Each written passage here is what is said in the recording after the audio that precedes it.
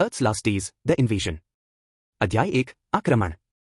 Party अभी शुरू ही हुई थी और सारे लोग वहां मौजूद थे। बड़ी स्क्रीन पर सुनहरे बालों और नीली आंखों वाले जुड़वा भाई बहन कैरी और जैक नेल्सन के मजेदार वीडियो चल रहे थे। यह उनका 21वां जन्मदिन था और पार्टी सिर्फ जन्मदिन मनाने के लिए ही नहीं बल्कि इस बात का जश्न मनाने के लिए भी थी कि अब वे इतने बड़े हो गए थे कि अपनी बियर खुद खरीद सकें। कैरी का 22 वर्षीय प्रेमी निक एंडरसन मेज पर बैठकर अपनी बियर गटक रहा था। वे बियर पोंग खेल रहे थे और वह बार बार निशाना चूक रहा था, इसलिए उसे बियर पीनी पड़ रही थी। वह पहले से ही बुरी तरह नशे में था। निक के चेहरे पर बियर गिर जाने पर जुड़वा बच्चे वहां खड़े होकर उस पर हंस रहे थे। मोंटोया भाई सोफे पर बैठकर उन्हें बियर पोंग खेलते हुए देख रहे थे। दोनों भाइयों में से बड़ा भाई जो 22 साल का था और उसका छोटा भाई जेमी 21 साल का था। दोनों की गर्लफ्रेंड उनकी गोद में बैठी थीं और टकीला के शॉट पी रही थीं। जो कि प्रेमिका ट्रेसी डिक्स को इंजेक्शन लगने के बाद गले में जलन हो रही थी और वह खांस रही थी। ट्रेसी भी 22 साल की थी।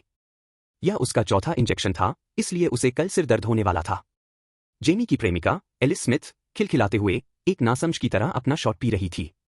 वह 21 साल की थी। जेमी उसके टेकीला शॉट को ठीक से न पी पाने की अक्षमता का मजाक उड़ाते हुए उसे पीते समय गुदगुदी कर रहा था, जिससे उसकी इच्छा से ज्यादा तरल उसके मुंह में चला गया और उसे खांसी आने लगी। समूह की सबसे छोटी सदस्य टैमी स्टीफन्स ने टीम के लिए कुर्बानी देने का फैसला किया और चूंकि वह केवल 20 साल की थी, इसलिए सभी के लिए नामित ड्राइवर बनने के लिए सहमत हो गई। वह कैरी और जैक के बीच खड़ी थी, एक साफ सोडा पी रही थी और निक द्वारा अपने ऊपर बियर गिराने पर हंस रही थी। संगीत जोरों से बज रहा था, सब लोग हंस रहे थे, खूब मजे कर रहे थे। तभी एक जोरदार धमाके से पूरा घर हिल गया। एक तीखी चीख सुनाई दी और खिड़कियां टूट गईं, कांच के टुकड़े कमरे में बिखर गए। एक तेज रोशनी से आकाश जगमगा उठा और फिर अचानक सब कुछ अंधेरा हो गया। जैक रेंगते हुए टूटी हुई खिड़की के पास गया और बाहर झांक कर देखने लगा कि आखिर हुआ क्या है। जब उसने ऊपर देखा तो सिगार के आकार के बड़े बड़े जहाज उनके ऊपर तैर रहे थे। अचानक एक तेज रोशनी की किरण निकली और एक इमारत को जलाकर राख कर दिया। सब लोग चुप रहो, जैक ने फुसफुसाते हुए चिल्लाकर कहा। कुछ क्षण पहले चालू हुए इलेक्ट्रॉनिक उपकरणों के पास रेंगते हुए उसने उन्हें अनप्लग किया और एहतियात के तौर पर लाइट के स्विच को बंद कर दिया, यह सुनिश्चित करने के लिए कि बिजली वापस आने पर वे उपकरण दोबारा चालू न हो। कैरी अपने जुड़वा भाई के पास रेंग कर गई और फुसफुसाते हुए बोली, क्या हो रहा है? जैक ने कमरे में चारों ओर नजर घुमाई और अपने सभी दोस्तों को देखते हुए कहा, जो भी करो, एक भी आवाज मत करना और खिड़कियों से दूर रहना। मोंटोया भाइयों में सबसे बड़ा भाई जो जैक के पास रेंगते हुए आया और बोला, आखिर चल क्या रहा है? उसकी फुसफुसाहट इतनी तेज थी कि उन सभी ने सुन ली। जैक ने जो को लोहे जैसी तीखी नजर से देखा और कहा, हम पर हमला हो रहा है। जेमी ने यह सब सुनकर कहा, किसके द्वारा? रूसियों द्वारा? चीन द्वारा? किसके द्वारा? जैक ने एक ऐसा शब्द कहा जिससे सबका चेहरा पीला पड़ गया। एलियंस। जो खिड़की तक रेंग कर पहुंचा और किनारे से बाहर झांका, उसके मुंह से एक गहरी सांस निकली। धत तेरे की, वो मजाक नहीं कर रहा है। शहर के ऊपर सिगार के आकार के अंतरिक्ष यान है। वे लगातार किरणें दाग रहे हैं, घरों को जलाकर राख कर रहे हैं। हमें यहां से निकलना होगा। लड़कियां रोने लगीं, उन सभी के चेहरे पर डर साफ झलक रहा था। निक किसी तरह होश में आ गया, ऐसा लग रहा था जैसे उसने अभी अभी बियर की 12 बोतलें पी ली हों। कैरी ने अपनी जुड़वा बहन की तरफ देखा। तहखाना घर से भी आगे तक जाता है। इसमें एक सुरंग है जो उस बंकर तक जाती है जिसे पापा ने बनवाया है। जैक ने सहमति में सिर हिलाया और उन सभी को अपने पीछे आने का इशारा किया। खिड़कियों से दूर रहो और तेजी से चलो। हमें उस किरण के हम पर पड़ने से पहले नीचे पहुंचना होगा। जुड़वा भाइयों के सभी 6 दोस्त उनके पीछे पीछे तहखाने में चले गए। बंकर का सुरंगनुमा दरवाजा छिपा हुआ था, जो देखने में एक साधारण दीवार जैसा लग रहा था। वे सीढ़ियों से नीचे उतरकर छिपे हुए दरवाजे तक पहुंचे। जैक ने सावधानी से दरवाजा खोला, सबको अंदर आने दिया और फिर खुद अंदर चला गया। उसके बाद उसने दरवाजा बंद कर दिया। वे सब सुरंग में दौड़ पड़े। जैसे ही वे लोहे के सुरक्षा द्वार के पास पहुंचे, एक धमाके से सुरंग हिल गई। उन्होंने पीछे मुड़कर देखा, गुप्त द्वार तो वहीं था, लेकिन कोने पर पड़ी एक बड़ी दरार ने उन्हें बता दिया कि अब वहां कोई घर नहीं था। वह जलकर राख हो गया था। वे बाल बाल विस्फोट से बच गए थे। जैक ने बड़ा पहिया घुमाया, जिससे ताला खुल गया, फिर उसने बड़ा और भारी दरवाजा खोल दिया। सभी लोग अंदर आ गए। लड़कियां अभी भी रो रही थीं और चुप रहने की कोशिश कर रही थीं। जब सभी लोग सुरक्षित रूप से अंदर आ गए, तो जैक ने भारी दरवाजा बंद कर दिया और उसे अंदर से ताला लगा दिया। बंकर बड़ा था, जिसे 4 लोगों के परिवार के 2 साल तक के भरण पोषण के लिए बनाया गया था। वहां 8 लोग थे, इसलिए यह कहना सुरक्षित था कि यदि वे आपूर्ति का सावधानीपूर्वक उपयोग करते तो वे 1 साल तक जीवित रह सकते थे। मेरे पीछे आओ, जैक ने धीरे से कहा, क्योंकि वह बाहर के लोगों द्वारा उनकी बातें सुने जाने का जोखिम नहीं लेना चाहता था। मोंटोया भाइयों ने अपनी गर्लफ्रेंड्स को सुरक्षात्मक अंदाज में बाहों में भर रखा था और उन्हें दिलासा देने की कोशिश कर रहे थे।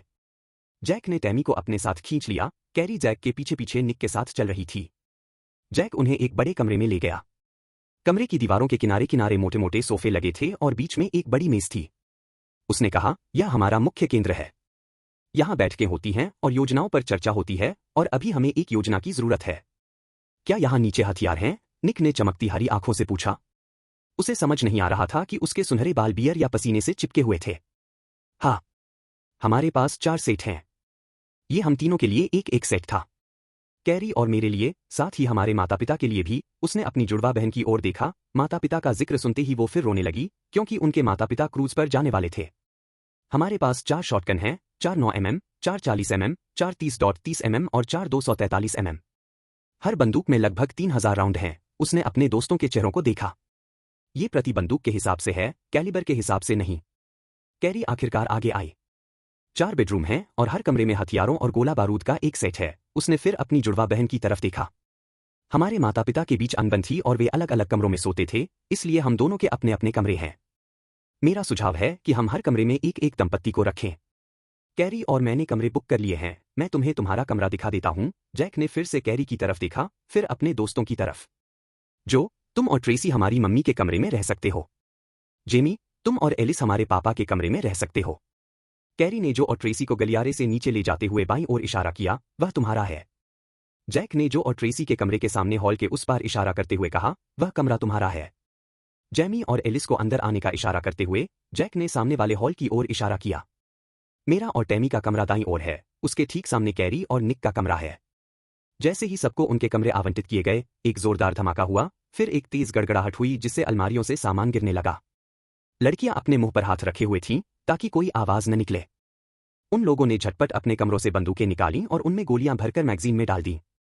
फिर उन्होंने मैगजीन को बंदूकों में ठूंस दिया और बड़े धातु के दरवाजे के सामने खड़े हो गए।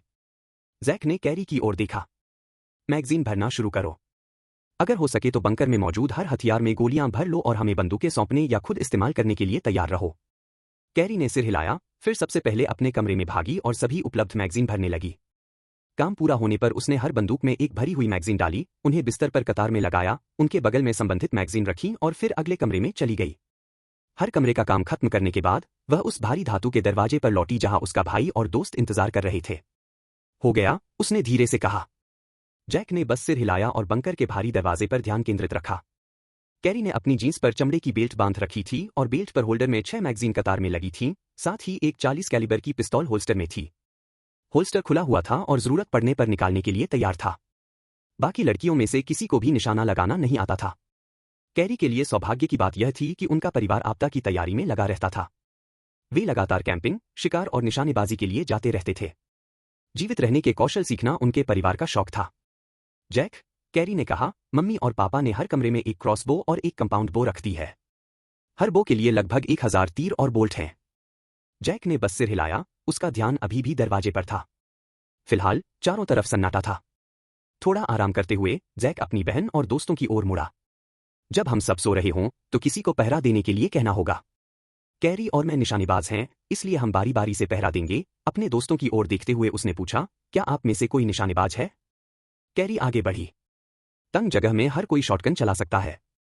अगर कोई चलाना नहीं जानता तो वह शॉटगन लेकर चलेगा। उसने अपने दोस्तों के समूह की ओर देखते हुए कहा।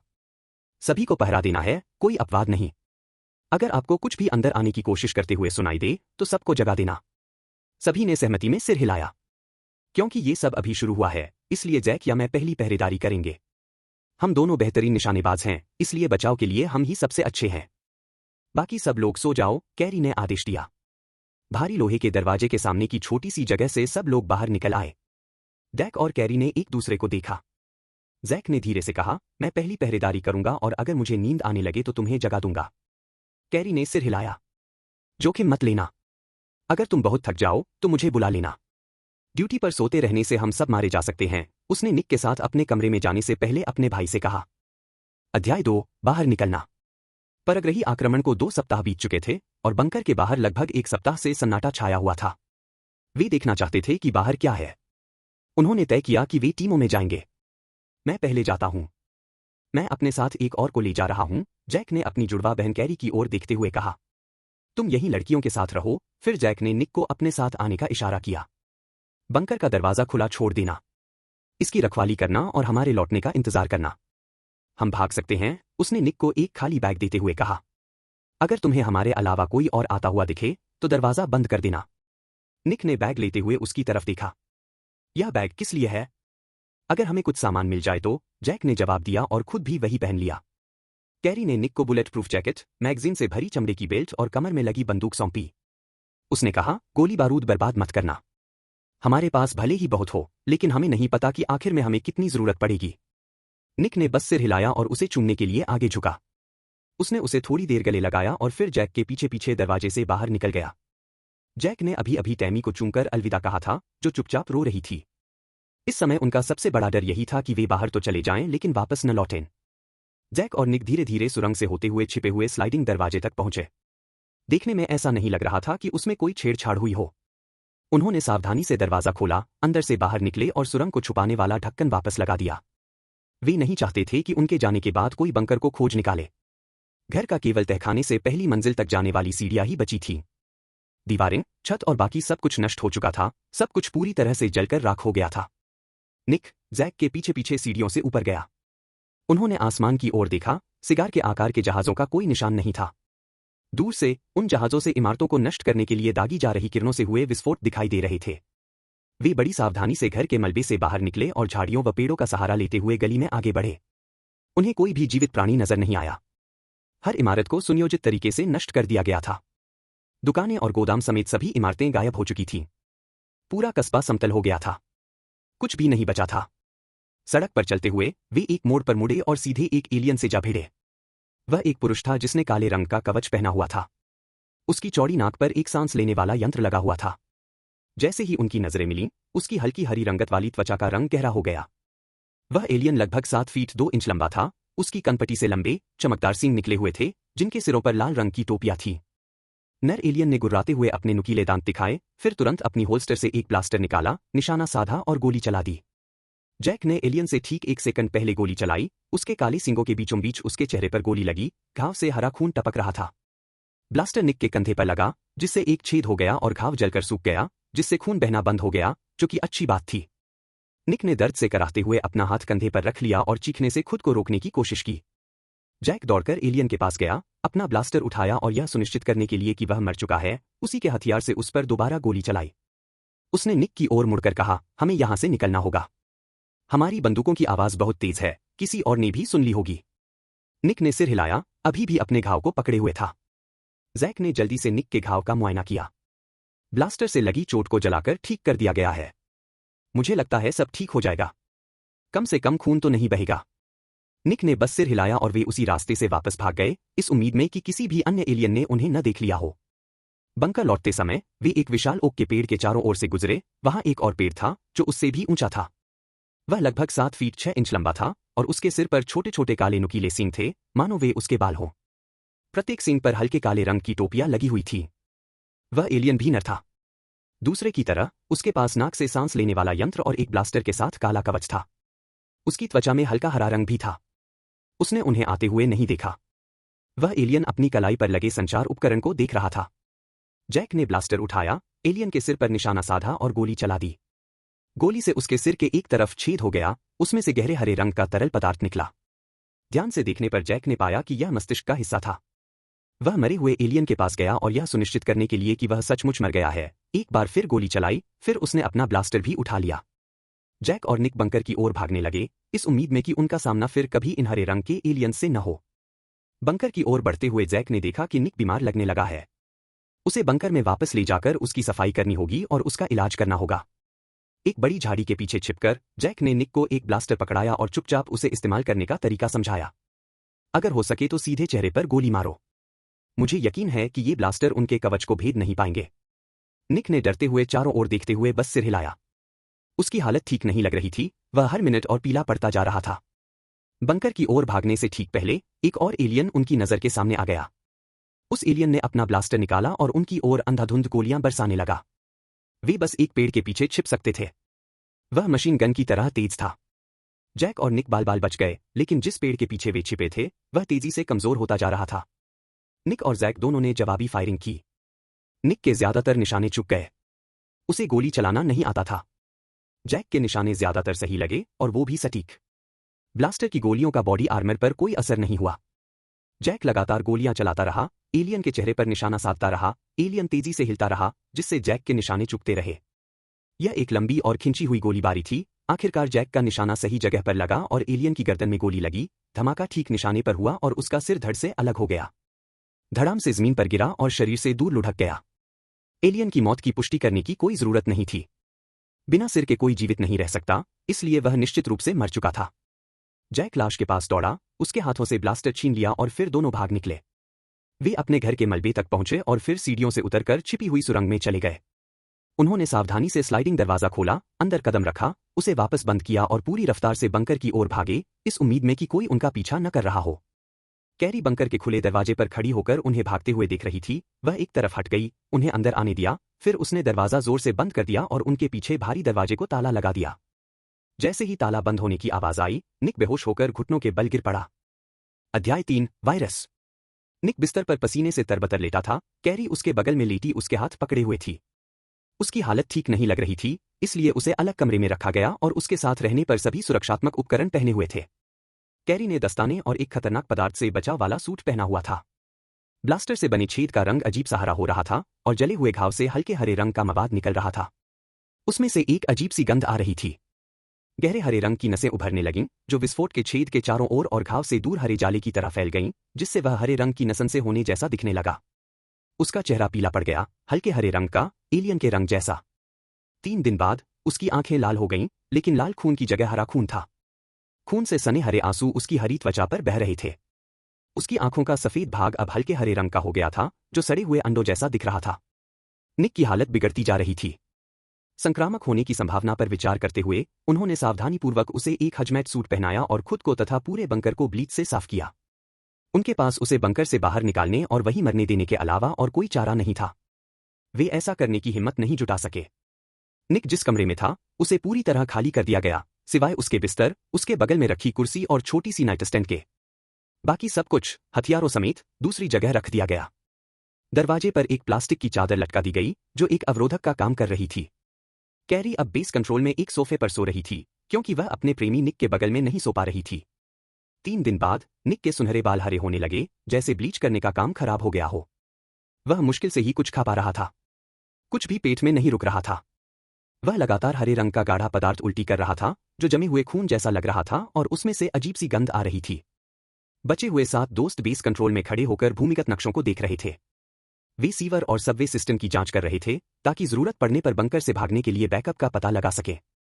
जैक और कैरी दोनों के पास ब्लास्टर था, और जो के पास भी, जो मोंटोया भाइयों में सबसे बड़ा था और इकलौता ऐसा भाई था जिसे बंदूक चलाना आता था। वे जैसे जैसे दूसरे एलियंस से मिलते, वैसे वैसे और ब्लास्टर इकट्ठा करते जाते। ऐसा नहीं था कि वे और एलियंस से मिलना चाहते थे, बल्कि अगर उन्हें कभी मिलना ही पड़े तो। इस समय बंकर से भागने के 2 संभावित कारण थे। पहला यह कि बंकर उस वायरस से संक्रमित हो गया था जिससे निक की मौत हो रही थी, या फिर एलियंस ने उन्हें खोज लिया था और उन्हें जल्दबाजी में निकलना पड़ा। वे बिना किसी बैकअप प्लान के बाहर भटकना नहीं चाहते थे। अगर उनका सामान खत्म हो जाता तो वे बाहर जाकर और सामान नहीं ला सकते थे। एलियंस ने सब कुछ तहस-नहस कर दिया था, इसलिए सामान की कमी के कारण बंकर से भागने से कोई खास फायदा नहीं होता। कैरी के प्रेमी निक की हालत तेजी से बिगड़ रही थी, उसका रंग हरा पड़ रहा था और ऐसा लग रहा था जैसे वह अंदर से घुल रहा हो। उन्हें नहीं पता था कि उनका दोस्त कितने दिन और जिंदा रहेगा। उनका सबसे बड़ा डर यह था कि उसे जो भी बीमारी थी, वह संक्रामक थी। यह जानने का कोई तरीका नहीं था जब तक कि उनमें से कोई उससे संक्रमित न हो जाए। यह वायरस जो भी था, वह बेहद क्रूर था। कैरी और जैक ने लोहे के भारी दरवाजे पर पहरेदार तैनात कर रखे थे और लड़ाई के लिए बंदूकें और गोला बारूद तैयार रखे थे। वे लड़ाई नहीं चाहते थे, लेकिन एहतियात के तौर पर तैयार रहना चाहते थे। जेमी और एलिस लोहे के दरवाजे पर बंदूकें तैयार करके खड़े थे। वे फिलहाल पहरा दे रहे थे, जबकि बाकी लोग बेस कंट्रोल में थे और जरूरत पड़ने पर बैकअप प्लान बनाने की कोशिश कर रहे थे। जैक, कैरी, जो, ट्रेसी और टैमी बेस कंट्रोल में थे और नक्शों और शहर की योजनाओं का अध्ययन कर रहे थे। नक्शे को देखते हुए जैक ने अपनी उंगली से एक रास्ता दिखाया, जिससे शहर के भूमिगत मार्ग से बिना किसी की नजर में आए निकलने का रास्ता पता चल रहा था। हाँ, अगर एलियंस को इस भूमिगत प्रणाली के बारे में पता होता तो बात अलग थी। यह रास्ता शहर के बाहर एक जगह, जल संयंत्र की ओर जाता था। वहां भूमिगत सुरंगें प्रचुर मात्रा में थीं, क्योंकि उन्हें संयंत्र पर काम करने के लिए उनकी आवश्यकता थी। वे पूरी भूमिगत प्रणाली का अनुसरण करते हुए वहां तक पहुंच सकते थे। समस्या यह थी कि भूमिगत प्रणाली का प्रवेश द्वार 3 ब्लॉक दूर था, और चूंकि वहां छिपने के लिए या उसके आसपास कोई इमारत नहीं थी, इसलिए वहां पहुंचना मुश्किल होगा। जब वे नक्शों को देख रहे थे, तभी निक के कमरे से अचानक एक चीख सुनाई दी। कैरी दौड़कर उस ओर गई और अपना हैजमैट सूट पहन लिया। निक बिस्तर पर छटपटा रहा था और चीख रहा था। उसकी हरी त्वचा और भी गहरी हो गई थी। उसकी आंखें हरे खून से भर गईं। उसके चेहरे की गहरी नसें तेजी से फैलने लगीं, इतनी तेजी से कि उन्हें फैलते हुए देखा जा सकता था। उसके मुंह से हरी लार निकलने लगी, हल्के हरे रंग का मवाद झाग बना रहा था, जिससे उसके होंठ और भी हरे हो गए। उसके होंठ पहले से ही गहरे हरे रंग के थे, ठीक उसी रंग के जैसे कीचड़ वह लगातार उल्टी कर रहा था। निक लगातार दर्द से कराहता और चीखता रहा। उसके रुकने का कोई आसार नहीं था। उसकी चीखों के बीच उसकी जीभ दिखाई दे रही थी, वह गहरे हरे रंग की हो गई थी, ठीक उसी गहरे हरे रंग की जैसी कीचड़ का रंग था। निक लगातार चीखता चिल्लाता रहा, इधर उधर छटपटाता रहा। अचानक सन्नाटा छा गया, सब लोग अपने दोस्त को देखते हुए इंतजार करते रहे। वे सभी हजमैट सूट पहने हुए अंदर घुस आए और सभी निक को घूरने लगे। अचानक निक ने अपनी दूधिया हरी आंखें खोलीं, उसकी पुतलियां अब दिखाई नहीं दे रही थीं और वह चीख उठा। उसका शरीर कांप उठा, ब्लोफिश की तरह फूल गया, उसका हजमैट सूट और भी कसता चला गया। अचानक एक धमाके के साथ उसका शरीर फट गया, जैसे कोई बम शरीर के अंगों, खून और आंतों में बिखर गया हो। पूरे कमरे में कीचड़ फैल गया और सभी लोग गहरे हरे कीचड़ और आंतों से ढक गए। पुरुष भय से पीछे हट गए। लड़कियां चीखने लगीं। छत और दीवारों पर हरा खून और आंतें चिपकी हुई थीं, बिस्तर के ऊपर लगे बल्ब से खून टपक रहा था। शरीर के अंग फर्श पर बिखरे पड़े थे। उनमें से कुछ भी लाल नहीं था, सब हरे रंग के विभिन्न शेड्स में फैला हुआ था और दुर्गंध इतनी भयानक थी कि जी मिचलाने लगी। कैरी सिसकते हुए बोली, अगर उसे कोई संक्रामक बीमारी होती तो क्या होता? अध्याय 4, उत्तरजीवी। कैरी और एलिस भारी लोहे के दरवाजे पर खड़ी थीं। एलिस के पास शॉटगन थी और कैरी के पास हथियारों की बेल्ट, एक क्रॉसबो और पीठ पर तीर थे। अब बाहर निकलने का समय आ गया था। उन्हें यह देखना था कि भूमिगत सीवर प्रणाली का प्रवेश द्वार कहाँ है। जैक ने फैसला किया कि उसे दोबारा जाना चाहिए, फिर उसने अपने साथ आने के लिए एक स्वयंसेवक मांगा। सबको पता था कि उन्हें बहुत सावधान रहना होगा, शहर के खंडहरों में घूम रहे एलियंस की तलाश करनी होगी। कोई भी जाना नहीं चाहता था। उन्हें डर था कि कहीं उन्हें भी गोली न लग जाए और वे निक की तरह न मर जाएं। अब तक किसी को भी निक जैसी बीमारी नहीं हुई थी। जो आगे बढ़ा, जिससे ट्रेसी रोने लगी। मैं जाऊंगा। मुझे कैरी पर भरोसा है कि हमारे जाने के बाद वह सबका ख्याल रखेगी, जो ने धीरे से कहा। वह नहीं चाहता था कि उसका दोस्त अकेला जाए। मैं पूरी कोशिश करूंगी, कैरी ने उससे कहा, फिर अपने भाई जैक की ओर मुड़कर देखा। पिछली बार की तरह हम दरवाजे की रखवाली करेंगे। अगर तुम भागते हुए वापस यहां आए, तो तुम्हें अंदर आने का रास्ता चाहिए होगा। अगर कोई आता है और हमें देख लेता है, तो दरवाजा बंद और ताला लगा होगा। जैक ने सहमति में सिर हिलाया। जो और मैं ब्लास्टर ले रहे हैं। तुम भी एक ले लेना। अगर वे आएं तो देखते ही गोली चला देना, और ध्यान रहे कि ब्लास्टर से उनके कवच पर कोई असर नहीं पड़ता, इसलिए त्वचा पर निशाना लगाना, खासकर चेहरे और गर्दन पर। कैरी ने सिर हिलाया और उन दोनों को एक एक बैग पकड़ा दिया। दोनों के पास भरी हुई 40 mm पिस्तौल, बेल्ट में 6 अतिरिक्त मैगजीन और ब्लास्टर थे। उनके बूटों में एक एक बड़ा शिकार करने वाला चाकू था। वे किसी भी अप्रिय घटना के लिए तैयार थे। जैक और जो संकरी सुरंग से नीचे उतरे, छिपे हुए दीवार के दरवाजे तक पहुंचे और उसे सावधानी से खोल दिया। अंदर जाने के बाद उन्होंने दरवाजा बंद कर दिया। वे नहीं चाहते थे कि कोई उनके बंकर का पता लगाए। ब्लास्टर उठाए, गोली चलाने के लिए तैयार, वे सीढ़ियों से नीचे जमीन पर उतरे और एलियंस या अन्य जीवित बचे लोगों पर पैनी नजर रखने लगे। अब तक उन्हें कुछ नहीं मिला था। जैक और जो ने भूमिगत प्रणाली तक पहुंचने के लिए नक्शा याद कर लिया। वे गलियों से होते हुए उस जाली की ओर बढ़े जो एक बड़े कंक्रीट के पाइप तक जाती थी, जिसमें सीढ़ियों के रूप में छड़ें लगी हुई थी। जाली को सावधानीपूर्वक उठाते हुए वे एक एक सीढ़ी करके पाइप से नीचे उतरने लगे। सुरंग तक पहुंचकर वे सावधानी से नीचे उतरे, अपने हथियारों को ताने हुए, खतरों की तलाश में चारों ओर नजर गड़ाए हुए थे। अचानक एक जोरदार आवाज हुई और फिर एक चूहा गंदी जमीन पर दौड़ता हुआ चींची करता हुआ भागा। जैक और जो दोनों ने कुछ देर के लिए अपने ब्लास्टर उस आवाज की ओर ताने, चूहे को भागते हुए देखा, फिर ब्लास्टर को उस अंधेरे की ओर कर दिया जहां से आवाज आई थी। अंधेरे में एक रगड़ने की आवाज आई, फिर एक और जोरदार आवाज। जैक और जो ने एक दूसरे को देखा, यह तय करने की कोशिश कर रहे थे कि क्या करें। अभी बाहर आओ, जैक ने अंधेरे में आदेश दिया। एक और घसीटने की आवाज आई, इस बार एक हल्की गाली, फिर एक सिसकी। अगर तुम इंसान हो तो हम तुम्हें चोट नहीं पहुंचाएंगे। अभी बाहर आओ, जैक ने अपना आदेश दोहराया। परछाइयां हिलने लगीं, फिर लगभग 18 साल का एक युवक बाहर निकला। वह हिस्पैनिक लग रहा था। उसके काले बाल लंबे और गंदे थे, खून से सने हुए थे। उसकी भूरी आंखें आंसुओं से भीगी हुई थीं। जैक ने जो की तरफ देखा। यह जाना पहचाना लग रहा है, उसने जो से कहा, फिर लड़के की तरफ देखते हुए पूछा, तुम्हारा नाम क्या है? नील। नील गार्जा, उसने कहा। उसकी आवाज डर से कांप रही थी। क्या यहां नीचे सिर्फ तुम ही हो? जो ने उसके पीछे की परछाई में झांकते हुए उससे पूछा। लड़के ने सिर हिलाया। जब उन्होंने हमला किया तो मैं भागकर यहां आ गया, उसने सूंघा और अपने सिर के खून से लथपथ हिस्से को रगड़ा। मैंने बाहर निकलने की कोशिश की और पाइप में गिर गया। तुम्हारे साथ यहां नीचे कौन है? जैक ने पूछा। नील ने उलझन में ऊपर देखा, इसलिए जैक ने बात जारी रखी। जो ने तुमसे पूछा था कि क्या तुम यहां अकेले हो, और तुमने सिर हिलाकर मना कर दिया था। तुम्हारे साथ यहां नीचे कौन है? नील ने घबराकर पीछे मुड़कर देखा और मुश्किल से अपनी बात कही। जैक ने ब्लास्टर उसकी ओर तान दिया। तुम्हारे साथ यहां नीचे कौन है या क्या है? उसने जहर भरे स्वर में दोहराया। हरे रंग की वर्दी पहने एक आदमी मेरा पीछा कर रहा था। मैं बच निकला, उसने धीरे से कहा। जो ने उसकी तरफ देखा। सच बताओ, क्या तुम पाइप से गिर गए थे या फिर उनमें से कोई चीज तुम्हारे पीछे आई थी? जो ने कठोर स्वर में पूछा। नील पीछे हट गया। भागने की कोशिश में मैं पाइप से गिर गया। यहां नीचे बहुत सारे हरे रंग के एलियन हैं। वे जीवित बचे लोगों की तलाश कर रहे हैं। क्या तुम ही यहां अकेले बचे हो? जो ने फिर पूछा।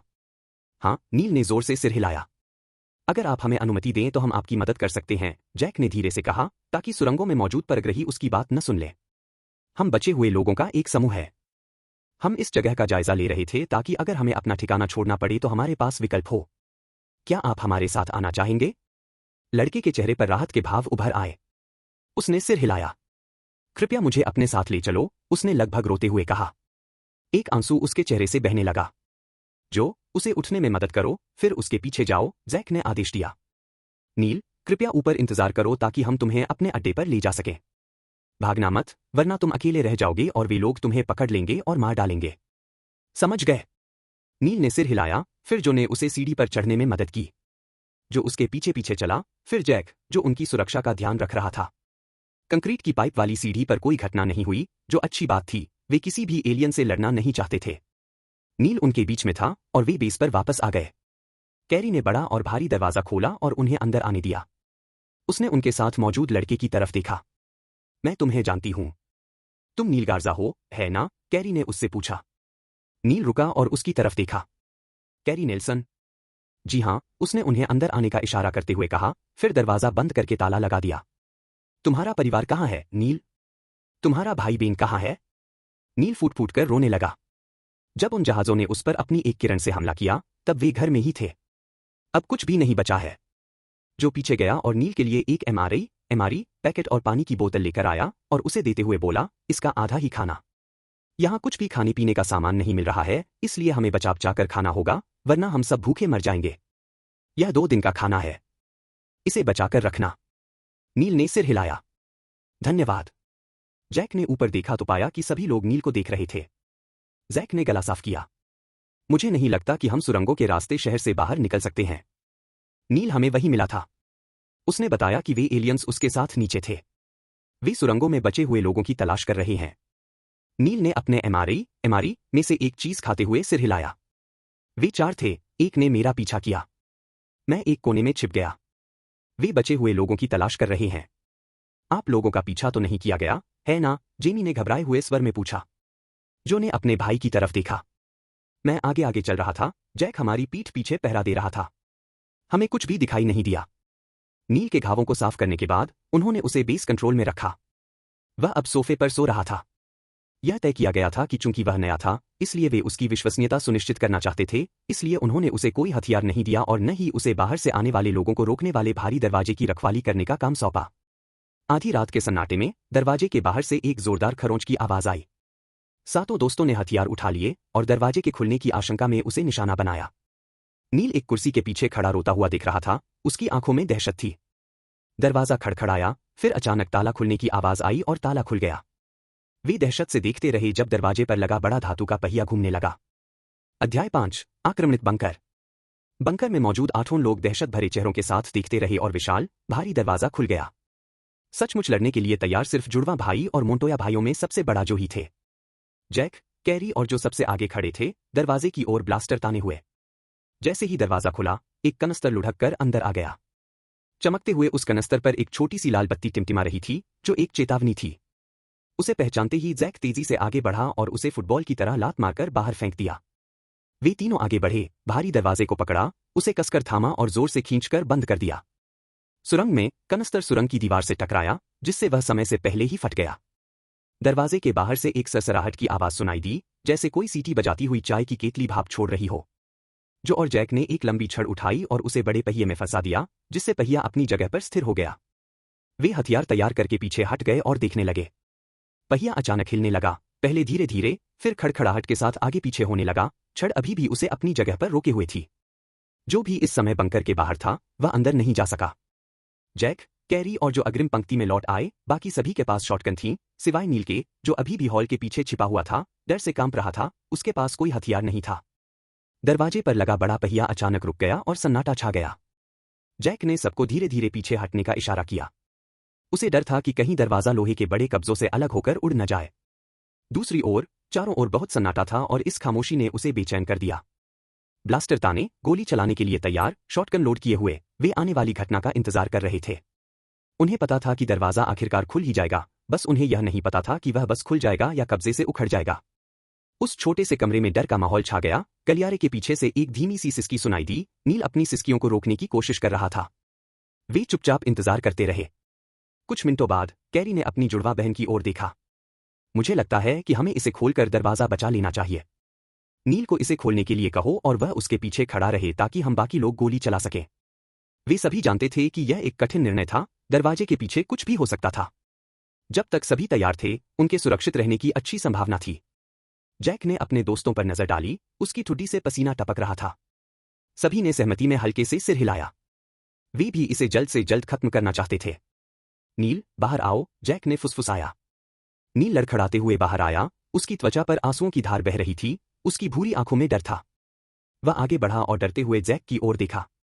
मैं चुपके से लोहे की छड़ निकालूंगा। तुम इसे खोलो, लेकिन इसके पीछे ही रहना। जैसे ही तुम इसे खोलोगे, हम सब गोली चला देंगे। जैक ने नील की डरी हुई आंखों में देखा और नील ने हल्के से सिर हिलाकर सहमति दी। वह धीरे धीरे दरवाजे की ओर बढ़ा और जैक के लोहे की छड़ निकालने का इंतजार करने लगा। बाकी सभी लोग बेस कंट्रोल के प्रवेश द्वार के दोनों ओर और पीछे बने हॉल में चले गए।